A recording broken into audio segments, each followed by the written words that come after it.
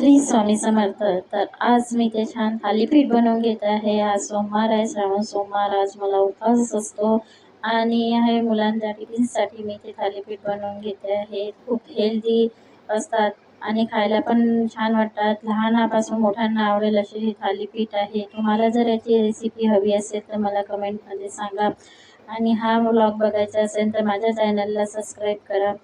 आणि इथे आता माझे थालीपीठ काही केले आहे, काय करायचे आहे। तर आधी इथे मी टिफिन भरून घेत आहे। तिकडे शाळेत जायची वेळ होऊन गेली आहे। इथे थोडे अनारचे दाणे होते, ते सुद्धा मी तिच्या टिफिनमध्ये टाकले आहे।